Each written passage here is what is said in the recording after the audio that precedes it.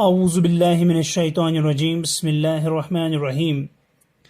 तो अज़ीज़ तलबा, हमने चैप्टर स्टार्ट किया था अलजबरा। इस अलजबरा में हमने सीखा कि अलजबरा पहले डेफिनेशन दी हमने, उसके बाद हमने सीखा कि अलजब्रिक एक्सप्रेशन क्या होती है, और उसके बाद हमने देखा कि अलजब्रिक एक्सप्रेशंस जो होती हैं उनमें बहुत सारी टर्म्स हो सकती हैं। किसी अलजब्रिक एक्सप्रेशन में एक ही टर्म हो सकती है, किसी अलजब्राइक टर्म एक्सप्रेशन में दो टर्म्स हो सकती हैं, और किसी अलजब्राइक एक्सप्रेशन में 3 टर्म्स हो सकती हैं, और किसी अलजब्रिक एक्सप्रेशन में 3 से ज़्यादा टर्म्स हो सकती हैं। तो टर्म्स तक तो हम पहुंच गए थे कि टर्म क्या होती है। आज हम पढ़ेंगे फैक्टर्स ऑफ अ टर्म। ठीक है ना, टर्म जो होती है उसके फैक्टर्स क्या होते हैं। ठीक है, आज इसी को समझने की कोशिश करेंगे। देखिए बेटा, हमने कहा था कि अलजब्रिक एक्सप्रेशन में एक ही टर्म भी हो सकती है। जिस तरह मैंने यहाँ पे अलजब्रिक एक्सप्रेशन लिखा 5 टाइम्स x, तो ये एक अलजब्रिक एक्सप्रेशन है और इसमें एक ही टर्म है। इसी तरह 3 टाइम्स y प्लस 5, ये भी एक अलजब्रिक एक्सप्रेशन है, लेकिन इसमें 2 टर्म्स हैं, है ना। टर्म्स मैंने बताया था, terms of an algebraic expression और ऑलवेज सेपरेटेड बाय प्लस और माइनस साइन। ठीक है ना, तो यहां पर हम देख सकते हैं 3y और 5 के बीच में प्लस है, तो 3y एक टर्म है, 5 एक टर्म है। इसी तरह y प्लस 3 टाइम्स z, तो ये भी एक अलजब्राइक एक्सप्रेशन है, और इस अलजब्रिक एक्सप्रेशन में 2 टर्म्स हैं, एक y और दूसरा 3 टाइम्स z। ठीक है ना, तो ये जो अलजब्रिक एक्सप्रेशन है जिसमें एक ही टर्म होती है उसको हम मोनोमियल भी बोलते हैं। ठीक है ना, और ये अलजब्रिक एक्सप्रेशन जिसमें 2 टर्म्स हों उनको बोलते हैं बाइनोमियल्स। ये बाइनोमियल है यहाँ पे। और इसी तरह फॉर एग्जांपल यहाँ पर इस अलजब्रिक एक्सप्रेशन को मैं और एक जोड़ दूं, फॉर एग्जांपल प्लस 9। ठीक है ना, यानी y plus 3 times z plus 9, तो ये एक अलजब्रिक एक्सप्रेशन है जिसमें कि 3 टर्म्स है, y एक टर्म है, 3 टाइम्स z एक टर्म है, और 9 एक टर्म है। तो इसको हम बोलते हैं ट्राइनोमियल। तो अलजब्राइक एक्सप्रेशंस के कितने टाइप्स हैं? अगर एक ही टर्म होगी अलजब्रिक एक्सप्रेशन में तो उसको मोनोमियल बोलते हैं, 2 टर्म्स होंगी तो उसको बाइनोमियल बोलते हैं, और अगर अलजब्रिक एक्सप्रेशन में 3 टर्म्स हों तो उसको ट्राइनोमियल बोलते हैं। ठीक है ना, किसी अलजब्रिक एक्सप्रेशन में 3 से ज्यादा भी हो सकती हैं, 3 से ज्यादा। फॉर एग्जाम्पल यहां पर है हमारे पास ए मैंने लिया, ये एक वेरिएबल है। हमने कहा था कि वेरिएबल जो होता है उसको हम इंग्लिश के किसी भी स्मॉल अल्फाबेट से रिप्रेजेंट कर सकते हैं। ठीक है ना, x हो, y हो, z हो, a b c d, कुछ भी। फॉर एग्जाम्पल ये a है, a माइनस 3 टाइम्स y। ठीक है ना, a minus 3 times y plus 2 times x plus 2 times x minus 3। तो ये एक अलजब्राइक एक्सप्रेशन है हमारे पास। इसमें कितने टर्म्स हैं बेटा? देखिए, इसमें हम देखेंगे a minus 3 plus 2x minus 3। इसको हम अगर गौर से देखेंगे तो इसमें कितनी टर्म्स हैं? इसमें 4 टर्म्स हैं, 4 टर्म्स। इस अलजब्राइक एक्सप्रेशन में कितने टर्म्स हैं? 4 टर्म्स हैं। इसको हम बोलते हैं पॉलिनोमियल। क्या बोलते हैं? पॉलिनोमियल। वैसे तो जितनी भी अलजब्राइक एक्सप्रेशन है उन सबको हम पॉलिनोमियल्स ही बोलते हैं। Algebraic expressions are also known as polynomials. ठीक है ना, तो अलजब्राइक अलजेब्रिक एक्सप्रेशंस जो होती हैं, अलजेब्रिक एक्सप्रेशंस जो होती हैं, इनको हम पॉलिनोमियल्स भी बोलते हैं, इनको हम पॉलिनोमियल्स भी बोलते हैं। और पॉलिनोमियल्स के टाइप्स फिर क्या है, एक है मोनोमियल, मोनोमियल, दूसरा है बाइनोमियल, बाइनोमियल, इस तरह ट्राइनोमियल, ट्राइनोमियल, ठीक है ना। और अगर 3 से ज्यादा हो तो उसको पॉलिनोमियल भी बोलते हैं।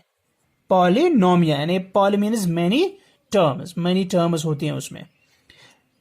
तो वो अलजेब्रिक एक्सप्रेशन जिसमें एक ही टर्म हो उसको मोनोमियल बोलते हैं, वो अलजेब्रिक एक्सप्रेशन जिसमें 2 टर्म्स हो उसको बाइनोमियल बोलते हैं, वो अलजेब्रिक एक्सप्रेशन जिसमें 3 टर्म्स हो उसको ट्राइनोमियल बोलते हैं, और 3 से ज्यादा अगर हो तो उसको पॉलिनोमियल बोलते हैं। फॉर एग्जाम्पल यहां पर 4 है ना, 4 टर्म्स हैं इस अलजेब्रिक एक्सप्रेशन में, तो इसको हम पॉलिनोमियल बोलेंगे।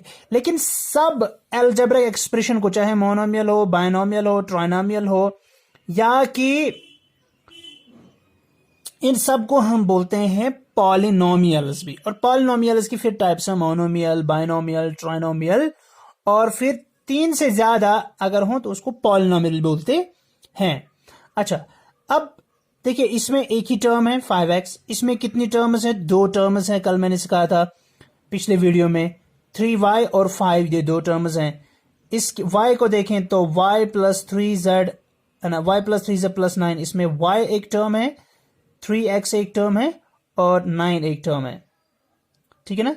तो अगर हम पूछें इसमें कितनी टर्म्स हैं, एक ही टर्म है और यही 5x। इसमें कितनी टर्म्स हैं इस अलजेब्रिक एक्सप्रेशन में, इसमें 2 है, एक तो है 3y और दूसरा है 5। इसमें अगर पूछे हम बोलेंगे इसमें 3 टर्म्स हैं, इसमें y एक टर्म है, 3z दूसरी टर्म है, और 9 तीसरी टर्म है। तो इसमें 1 टर्म है, इसमें 2 टर्म्स हैं, और इसमें 3 टर्म्स हैं। फिर लिखेंगे इनके नाम है ना अलग अलग इस तरह। इस वाले में कितनी टर्म्स, ये हो गई 1 है ना, और ये हो गई 3y, ये 2 हो गई, लेकिन अलोंग विद द साइन, ठीक है ना। माइनस में हमें माइनस भी लेना पड़ता है, ठीक है ना। जिस टर्म के साथ माइनस साइन हो उसका माइनस भी साथ में लेना पड़ता है। प्लस अगर साथ ना लें चलेगा, लेकिन माइनस वाला हमेशा साथ में लेना। तो ये 2x है, ये और एक टर्म हो गई, और -3y ये और एक टर्म हो गई, ये 4 टर्म्स हो गई इसकी। तो यहां पे असल में हमारा मकसद मोनोमियल, बाइनोमियल, ट्राइनोमियल ये यूं ही मैंने कह दिया फिलहाल, ताकि आगे चल के हम इन पॉलिनोमियल्स को या इन अलजेब्रिक एक्सप्रेशंस को डिफरेंशिएट कर सकें कि मोनोमियल किसको बोलते हैं, बाइनोमियल और ट्राइनोमियल किसको बोलते हैं। इसमें हमें थोड़ा और भी पढ़ना है, लेकिन वो अभी का टॉपिक नहीं है, वो बाद में हम पढ़ेंगे। फिलहाल हमारा जो मकसद है वो यहाँ पर फैक्टर्स ऑफ ए टर्म सीखने का है, फैक्टर्स ऑफ ए टर्म। तो मैंने यहाँ पे 5x एक टर्म ले ली, 3y प्लस 5 एक टर्म ले ली। मैं फिर से लिखूंगा, देखिए ये 5x है, इट इज 5 टाइम्स x, ये एक टर्म है। तो ये कौन सा है, ये मोनोमियल है कि बाइनोमियल है, ये मोनोमियल है। अच्छा, जो भी टर्म हम देखते हैं, जो भी टर्म हम देखते हैं, मिसाल के तौर पर 3 टाइम्स y प्लस 5 ऊपर से है ना, तो इस अलजेब्रिक एक्सप्रेशन में एक ही टर्म है, इस अलजेब्रिक एक्सप्रेशन में 2 टर्म्स हैं। तो फिलहाल हम इन्हीं 2 को लेके समझेंगे फैक्टर्स क्या होते हैं। देखिए फैक्टर्स क्या होते हैं, सबसे पहले हम देखेंगे टर्म जो होती है एक अलजेब्रिक एक्सप्रेशन की, जो टर्म होती है उसके 2 पार्ट्स हो सकते हैं, है ना। अलजेब्रिक एक्सप्रेशन में, अलजेब्रिक एक्सप्रेशन की जो टर्म्स होती हैं उनमें 2 हिस्से हो सकते हैं, ठीक है ना। देखिए अगर आप यहां देखें 5 टाइम्स x, इसमें 2 चीजें हैं, एक है कांस्टेंट पार्ट, ये कांस्टेंट पार्ट है, या इसको न्यूमेरिकल पार्ट भी बोलते हैं, न्यूमेरिकल पार्ट, और ये दूसरा जो है, ठीक है ना, इसको हम बोलते हैं वेरिएबल पार्ट, वेरिएबल। इसको लिटरल नंबर भी बोलते हैं, लिटरल नंबर। तो एक अलजेब्रिक एक्सप्रेशन की जो टर्म होती है उसमें दो पार्ट्स होते हैं। एक तो कांस्टेंट पार्ट होता है जिसको हम न्यूमेरिकल पार्ट भी बोलते हैं, और दूसरा उसका वेरिएबल पार्ट होता है या जिसको हम लिटरल नंबर भी बोलते हैं। ठीक है, या अगर हम एग्जाम्पल लें 3y प्लस 5, ठीक है ना, 3 टाइम्स y प्लस 5, ये एक अलजेब्रिक एक्सप्रेशन है और अभी मैंने बताया इसको हम बाइनोमियल भी बोलते हैं। ठीक है ना, बाइनोमियल भी बोलते हैं। अच्छा, इस बाइनोमियल में कितनी टर्म्स हैं बेटा? 2 टर्म्स हैं। अच्छा, अब इसमें देखें, इसमें 2 टर्म्स है 3y, एक तो इसमें 3y टर्म है और कौन सी है 5। ठीक है ना, ये 2 टर्म्स हैं। अगर हम देखें इस वाली टर्म को तो इसमें 2 पार्ट्स हैं, एक है कांस्टेंट या न्यूमेरिकल पार्ट जो कि है इसका 3 इसमें कांस्टेंट है या न्यूमेरिकल पार्ट है, और y जो है ये इसका वेरिएबल है या लिटरल नंबर। ठीक है ना, और उसमें और एक टर्म है, देखिए यहां पर इसमें और एक टर्म है +5 या सिंपली 5 जो है ना, ये भी एक टर्म है इसमें। इस न्यूमेरिकल इस अलजेब्रिक एक्सप्रेशन में 5 भी एक टर्म है, लेकिन यहां पर आप देखते हैं ये सिर्फ एक कांस्टेंट है, कांस्टेंट या numerical number, numerical part, numeral. ठीक है ना, तो अलजेब्रिक एक्सप्रेशन में जो टर्म्स होती हैं यूजुअली उनमें 2 पार्ट्स होते हैं, एक टर्म के 2 पार्ट्स होते हैं। ठीक है ना, एक होता है इसका कांस्टेंट पार्ट और दूसरा होता है इसका न्यूमेरिकल पार्ट। सॉरी, एक होता है कांस्टेंट पार्ट या न्यूमेरिकल पार्ट भी बोलते हैं, और दूसरा होता है इसका वेरिएबल पार्ट जिसको हम लिटरल नंबर भी बोलते हैं, जो कि इंग्लिश के स्मॉल अल्फाबेट्स होते हैं। ठीक है ना, हम और एक एग्जाम्पल लेंगे, मिसाल के तौर पर 9 टाइम्स y प्लस ab। ठीक है ना, 9 टाइम्स y प्लस ab, तो इसमें कितनी टर्म्स है बेटा? इसमें टर्म्स कितनी है? इसमें टर्म्स है 2। कौन कौन? 9y और ab। ठीक है ना, अगर हम इस 9y में देखें, इसमें इस टर्म 9y में 2 पार्ट्स हैं, एक है इसमें कांस्टेंट या न्यूमेरल, और ये जो y है ये इसमें वेरिएबल है।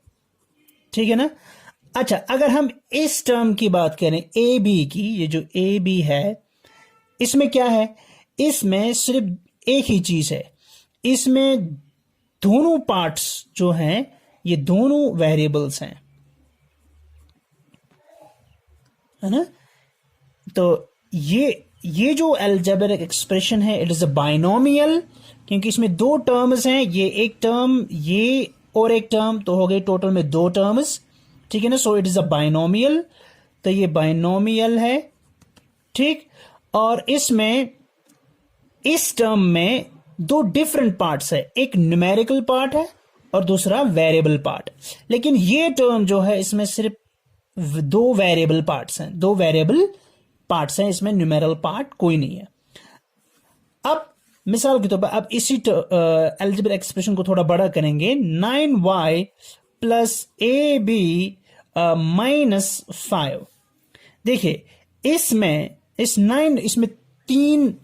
3 टर्म्स हैं, 9y प्लस ab माइनस 5।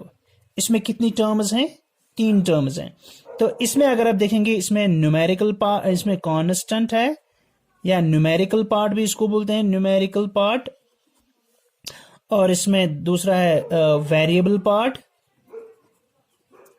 इसमें दोनों वेरिएबल्स हैं, और ये जो टर्म है -5, ठीक है ना, -5 जो है इसमें सिर्फ कांस्टेंट पार्ट ही है, इसमें सिर्फ कांस्टेंट पार्ट है। समझ में आई बात? अब हमें देखना है फैक्टर्स ऑफ ए टर्म।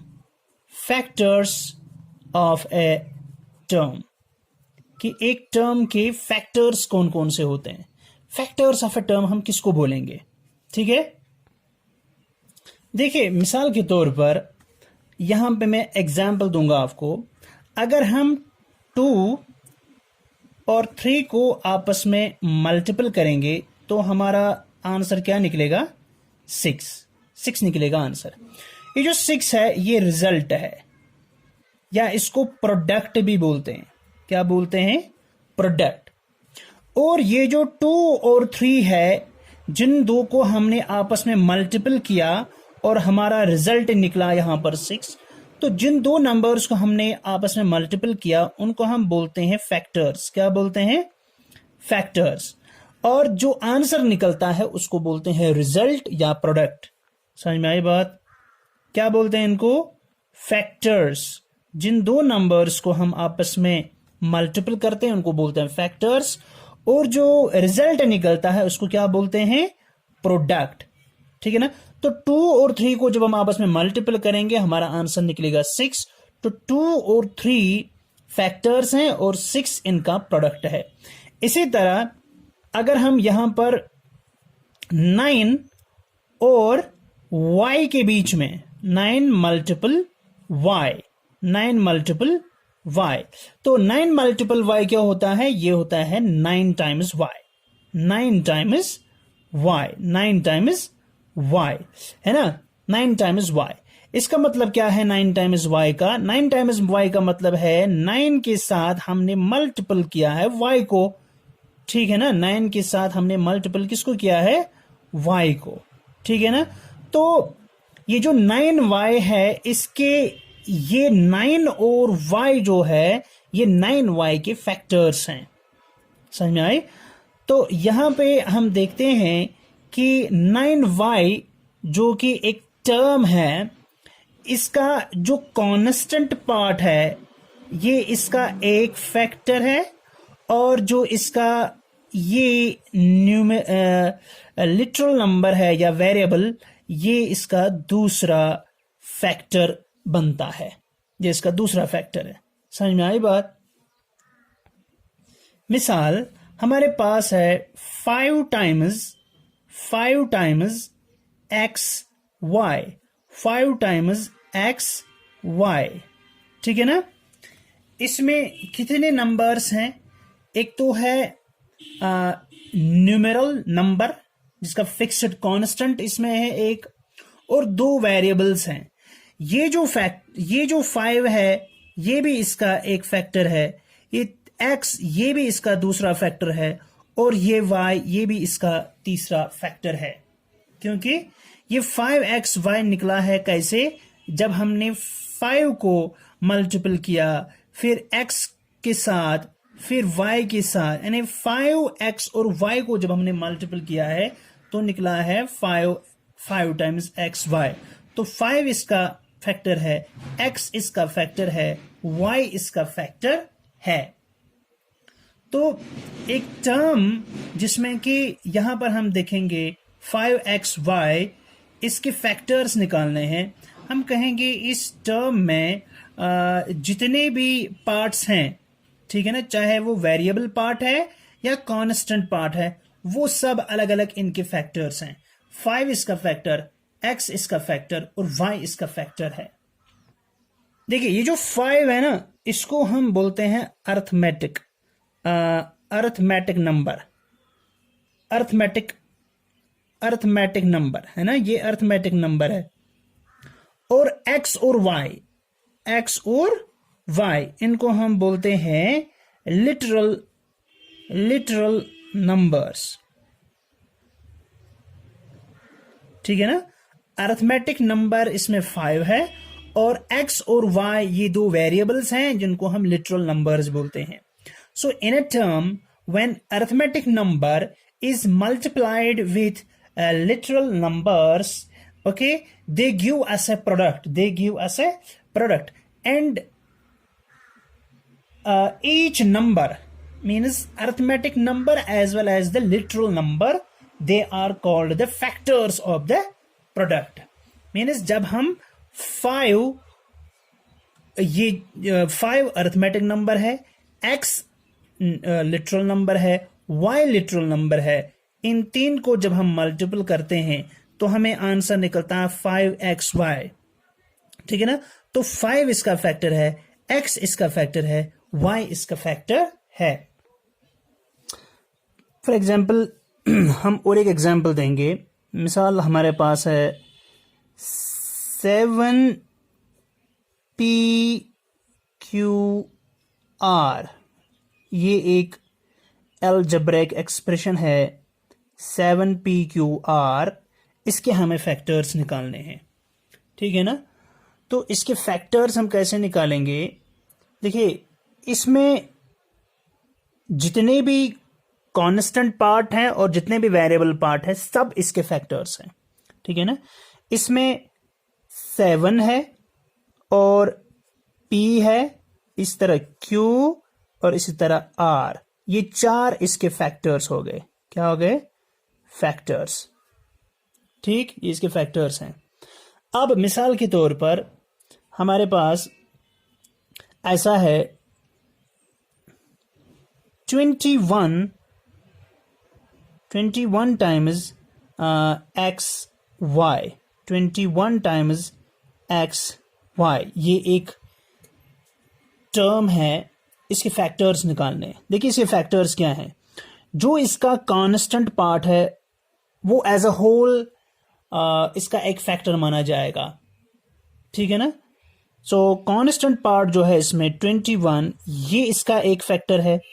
और उसके बाद जितनी भी वेरिएबल्स हैं वो सब डिफरेंट वेरिएबल्स, यानी इसमें x है और इसमें y है, ये इसके फैक्टर्स हैं। हालांकि अगर आप देखें 21 को हम फर्दर फैक्टर्स कर सकते हैं। प्राइम फैक्टर्स निकालेंगे 21 के, 3 7s are 21। ठीक है ना।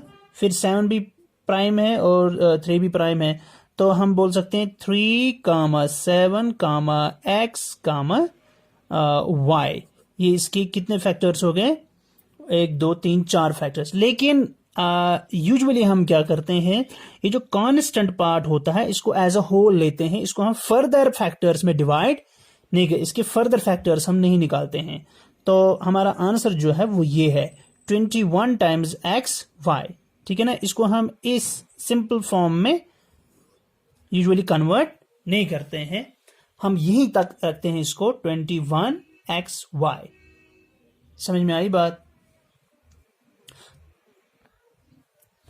अच्छा बेटा, अब जो इसमें अगला टॉपिक है that is coefficient of algebraic expression. Coefficient of algebraic algebraic terms. अच्छा, तो coefficient of N algebraic term, हमारे पास एक अलजेब्रिक टर्म दी गई है, अलजेब्रिक एक्सप्रेशन की एक टर्म दी गई है, उसके हमें निकालने हैं कोफिशिएंट। कोफिशिएंट क्या होता है? Any factor of a term is called the coefficient of the product of the remaining factors। इसका मतलब क्या होता है? इसका मतलब ये होता है, मिसाल के तौर पर हमारे पास अलजेब्रिक टर्म है 5 टाइम्स एक्स वाई। ये एक अलजेब्रिक टर्म है 5 टाइम्स एक्स वाई, या एक अलजेब्रिक एक्सप्रेशन भी है मोनोमियल जिसमें एक ही टर्म है। तो 5 टाइम्स एक्स वाई ये एक टर्म है, इसके हमें कोफिशिएंट निकालना है। सबसे पहले हमने पढ़ा कि इसके फैक्टर्स कितने हैं। देखिए 5 इसका एक फैक्टर है, x इसका फैक्टर है और y इसका फैक्टर है। इसमें 3 फैक्टर्स हैं। लेकिन ये जो 5 है it is a constant factor, और we can say it is a numerical factor. Okay, arithmetic factor. 5 इसका अरिथमेटिक फैक्टर है या न्यूमेरिकल फैक्टर है या कांस्टेंट फैक्टर है। ठीक है ना। और ये x और y जो है, x और y ये इसके लिटरल फैक्टर्स हैं, है ना, या वेरिएबल फैक्टर्स हैं, वेरिएबल फैक्टर्स हैं, अभी हमने पढ़ा। अच्छा, अब ये जो फैक्टर्स है ना, ये जो फैक्टर्स हैं, इन फैक्टर्स में से कोई भी फैक्टर, कोई any factor of a term, इस टर्म का कोई भी फैक्टर, चाहे 5 लें या x लें या y लें, is called the coefficient of the product of the remaining factors. यानी देखिए, इस टर्म में 5xy में कितने फैक्टर्स हैं बेटा? इसमें 3 फैक्टर्स हैं, 5x और y, ठीक है ना। 5 जो है, 5 इज द फैक्टर ऑफ, अगर हम ऐसे लिखेंगे 5 is the coefficient, 5 is the coefficient of x Y. ये देखिए, डेफिनेशन बिल्कुल यहां पे फिट होती है।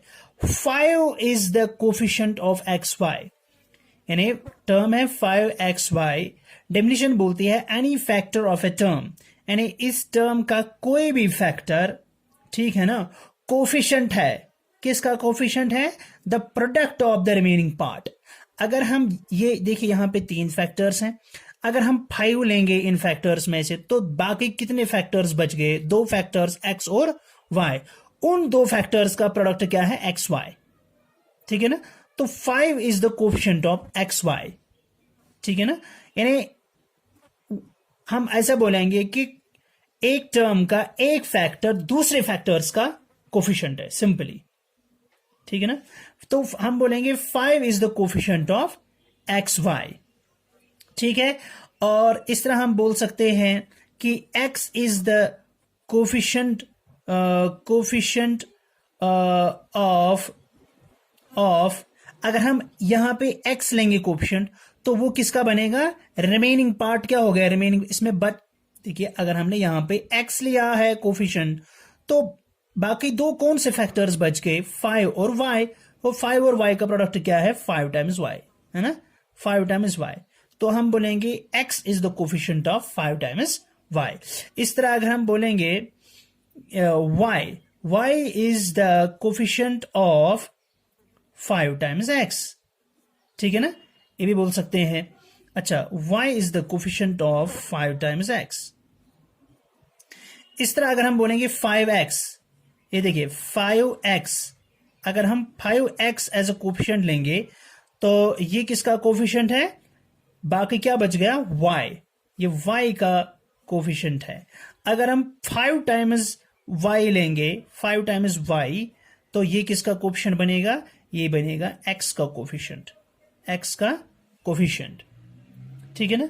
तो any factor of a term is the coefficient of the remaining factors, समझ में आया?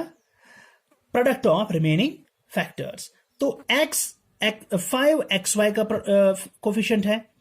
अच्छा, 5xy का कोफिशिएंट है, xy 5 का कोफिशिएंट है, 5y x का कोफिशिएंट है। समझ में आई बात? लेकिन ये जो 5 है, इसको हम बोलते हैं न्यूमेरिकल कोफिशिएंट, ठीक है ना। तो यहां पर जो 5 है, यानी 5xy है हमारे पास टर्म, 5xy हमारे पास टर्म है। तो ये जो 5 है, ये इसका न्यूमेरिकल कोफिशिएंट है, और x और y ये इसके वेरिएबल कोफिशिएंट्स हैं, वेरिएबल कोफिशिएंट। समझ में आई बात? लेकिन अगर आपसे एग्जाम में पूछा जाए कि what is the coefficient of 5 times x5, जब वहां से नहीं दिया गया होगा कि आपको न्यूमेरिकल कोफिशिएंट लिखना है कि वेरिएबल कोफिशिएंट लिखना है, ठीक है ना, तब हमेशा हम लेते हैं कौन सा? Numerical coefficient. कुछ एग्जांपल्स और देंगे। मिसाल के तौर पर आपके पास है 7 टाइम्स y, 7 टाइम्स y। इस 7 टाइम्स y टर्म में 2 फैक्टर्स हैं, 7 और y, ठीक है ना। और हमें क्या लिखना है? कोफिशिएंट। क्या लिखना है? कोफिशिएंट। कोफिशिएंट सिंपल है कि 7, हम बोलेंगे 7 is the numerical coefficient, numerical coefficient. इसमें numerical coefficient of y। Simply हम बोलेंगे 7 is the numerical coefficient of y, ठीक है ना, and y is the variable coefficient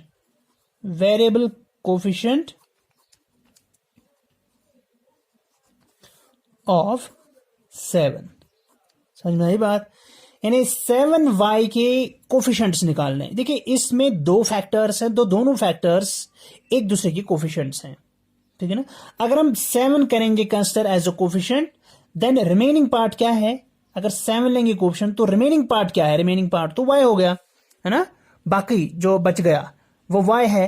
तो हम बोलेंगे 7 is the coefficient of y, लेकिन 7 न्यूमेरिकल कोफिशिएंट है, ठीक है ना, it is the numerical coefficient. While as जो y है, अगर हम y बोलेंगे, अगर हम यहां पे y को करेंगे कंसिडर एज अ कोफिशिएंट, तो हम बोलेंगे कि y is the variable coefficient of 7, ठीक है ना। लेकिन अगर आपसे क्वेश्चन पूछा जाएगा सिंपली कि कोफिशिएंट ऑफ 7y क्या है, कोफिशिएंट ऑफ 7y अगर आपसे पूछा जाए, या दूसरे एग्जांपल लेंगे, what is the coefficient of 9 times x, what is the coefficient of 9 times x। यानी जब आपसे नहीं पूछा जाए कि न्यूमेरिकल कोफिशिएंट लिखिए या वेरिएबल कोफिशिएंट लिखिए, तब हम क्या करते हैं? तब हम मतलब समझते हैं कि हमसे न्यूमेरिकल कोफिशिएंट पूछा गया है, तो हम बोलेंगे 9 is the coefficient of x।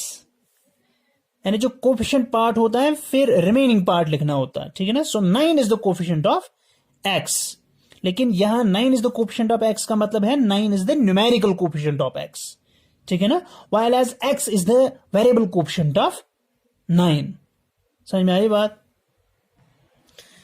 देखिए यहां पे एक क्वेश्चन लूंगा मैं कि आप बताएं, हमारे पास एक अलजेब्राइक एक्सप्रेशन की टर्म है एक्स वाई, क्या है? X y. इसका हमें पूछा गया है right it is numerical coefficient. इसका हमें न्यूमेरिकल कोफिशिएंट लिखना है, न्यूमेरिकल कोएफिशिएंट एक्स वाई का न्यूमेरिकल कोफिशिएंट लिखना है, ठीक है ना। लेकिन अगर आप देखें यहां पे तो आपको कोई न्यूमेरिकल दिखता ही नहीं है, कोई नंबर, कांस्टेंट नंबर तो है ही नहीं यहां पे तो कांस्टेंट है ही नहीं, न्यूमेरिकल अरिथमेटिक नंबर तो है ही नहीं। कोई टर्म होगी जिसमें सिर्फ वेरिएबल्स हों और उसमें कोई न्यूमेरिकल पार्ट नहीं होता है, तो हम बोलते हैं कि वहां पर 1 होता है, क्योंकि अगर हम किसी भी नंबर को 1 से मल्टीपल करेंगे तो वही नंबर आता है। अगर हम एक्स वाई को 1 से मल्टीपल करें तो एक्स वाई वापस आंसर आएगा, ठीक है ना, तो 1 से कोई फर्क नहीं पड़ेगा। तो हम यहां पे कंसिडर करते हैं कि यहां पर असल में क्या है? 1, ठीक है ना। मिसाल अगर यहां पर एक्स वाई है, हम इसको बोलेंगे this is 1 times x y, 1 times x Y, ठीक है ना। तो हम बोलेंगे अब इसका न्यूमेरिकल कोफिशिएंट क्या है? It is numerical coefficient is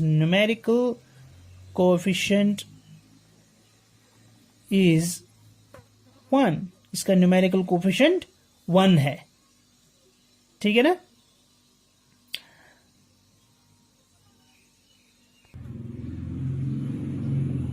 देखिए बेटा हमारे पास एक टर्म है 5 टाइम्स ABC, ठीक है ना। इसमें कितने फैक्टर्स हैं? 4 फैक्टर्स हैं। 5 है, अगर हम इसके फैक्टर्स लिखे, मैं रिपीट कर रहा हूं पहले से ही, फैक्टर्स हैं इसके जितने भी इसमें आपस में मल्टीप्लाइड है। 5 is multiplied with A, that is multiplied with B, that is multiplied with C। तो ये सब एक दूसरे के साथ मल्टीपल हैं, तब जाके हमें 5ABC निकला है। तो इसमें 5 एक फैक्टर है इसका, A दूसरा है, B इसका तीसरा फैक्टर है और C इसका चौथा फैक्टर है। तो टोटल फैक्टर्स हो गए 4, ठीक है ना। अच्छा, अब हमें बताना है कि कोफिशिएंट, ठीक है ना। हमने बताया coefficient, any factor is the coefficient, any one factor is considered as a coefficient of the remaining part, ठीक है ना। फॉर एग्जाम्पल अगर हम यहां पर 5 को कंसिडर करेंगे कोफिशिएंट, ठीक है ना, कोफिशिएंट्स लिखने हैं। अगर हम 5 करेंगे consider as a coefficient, then 5 is the coefficient of what? 5 is the coefficient of a b c, क्योंकि रिमेनिंग पार्ट है ए बी सी। अगर हम 5a लेंगे, अगर हम 5a लेंगे एज अ कोफिशिएंट, ओके, हम लिखेंगे ऐसे 5 इज द, चलो इसको देखिए, अगर हम 5 को कंसिडर करेंगे कोफिशिएंट, हम लिखेंगे 5 is the coefficient of a b c. अगर अब हम 5a को लेंगे एज अ कोफिशिएंट, फिर हम बोलेंगे 5a is the coefficient of, देखिए अगर 5a लिया तो बचा कौन सा पार्ट? अब अगर 5 और a इन दो फैक्टर्स को हमने कोफिशिएंट लिया, तो अब बाकी कितने फैक्टर्स बच गए? b और c। तो 5a is the coefficient of bc। अगर हम 5ab को कंसिडर करेंगे कोफिशिएंट, यानी 5ab को कोफिशिएंट लेंगे, तो हम लिखेंगे 5ab is the coefficient of, अब कौन बच गया? c is the coefficient of c, ठीक है ना। तो यहां पर आप कोई भी अकेला फैक्टर या कोई भी 2-3 फैक्टर्स को ले सकते हैं एज कोफिशिएंट, लेकिन जो बाकी रिमेनिंग फैक्टर्स हैं उनके प्रोडक्ट का कोफिशिएंट बनेगा ये, समझा? अच्छा, लेकिन अगर हमें पूछा जाएगा right the numerical coefficient of 5abc, तो हम बोलेंगे simply 5 is the numerical coefficient of abc। 5 is the numerical coefficient of abc।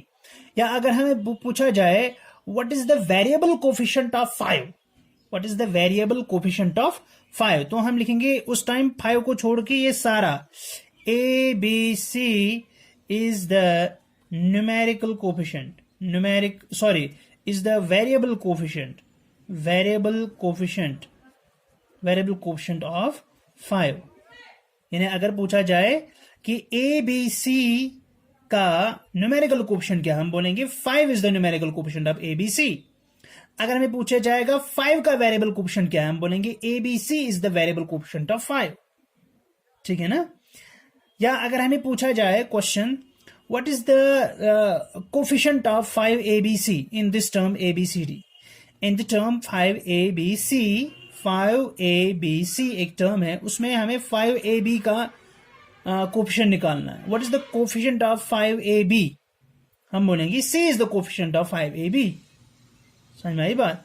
अगर हमसे पूछा जाए what is the coefficient of 5 times bc in the term 5abc, हमारे पास एक टर्म है 5 टाइम्स abc, हमसे पूछा जाए what is the coefficient of 5bc, हम बोलेंगे a is the coefficient of 5bc, क्योंकि डेफिनेशन यही बोलती है ना। डेफिनेशन बोलती है कि any factor of a term is called the coefficient of the product of the remaining factors. समझ में आई बात? मिसाल के तौर पर हमारे पास एक मिसाल हमारे पास है 2 टाइम्स CD। मुझे पूछा जाए right the coefficient of 2C। What is the coefficient of 2C?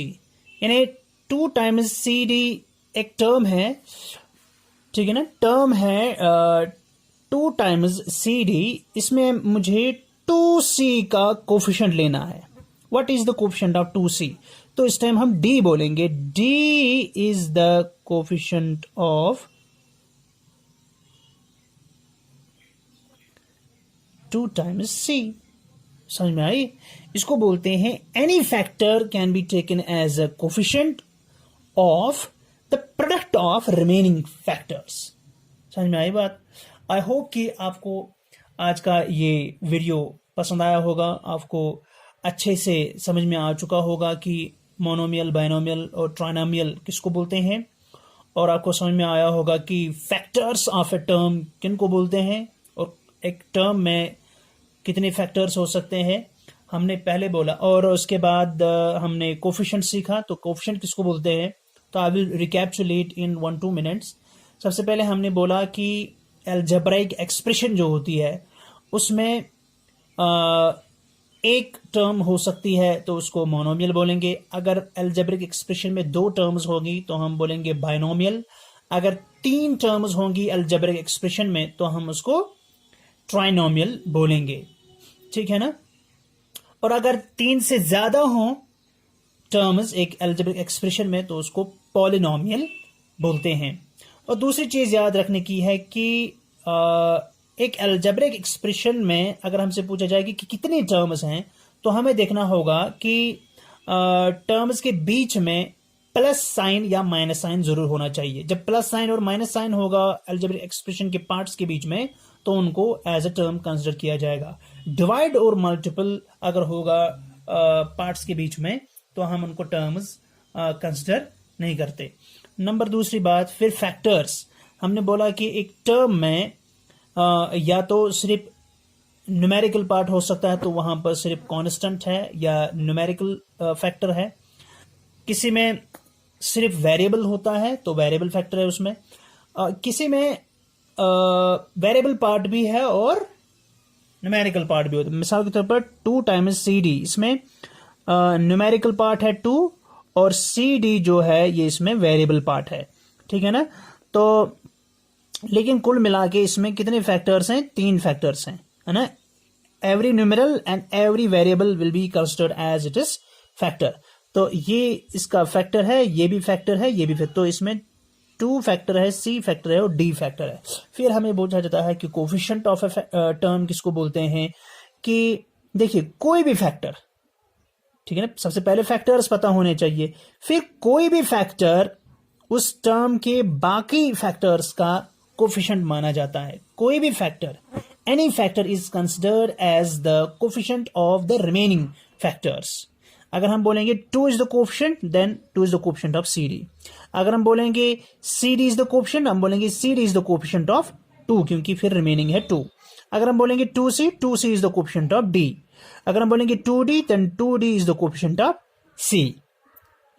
समझ में आई बात।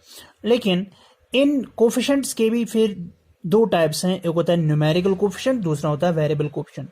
अगर हम इस 2CD में देखें तो 2 is the numerical coefficient while as C and D are the variable coefficients. लेकिन अगर हमें क्वेश्चन में पूछा जाए कि write the variable coefficients of 2CD, यानी ये एक टर्म है उसके वेरिएबल कोफिशिएंट्स लिखने हैं, तो हम लिखेंगे C एंड D, या CD is the variable coefficient of 2, ठीक। अगर हमसे पूछा जाए कि न्यूमेरिकल कोफिशिएंट तो फिर हमें इस कांस्टेंट पार्ट को ही लेना पड़ेगा, 2 is the numerical coefficient of CD। या अगर हमसे नहीं पूछा जाएगा, सिर्फ ऐसा बताया जाएगा कि what is the coefficient of 2CD, तो उस टाइम हमें न्यूमेरिकल कोफिशिएंट को ही लेना पड़ता है। समझ में आई बात।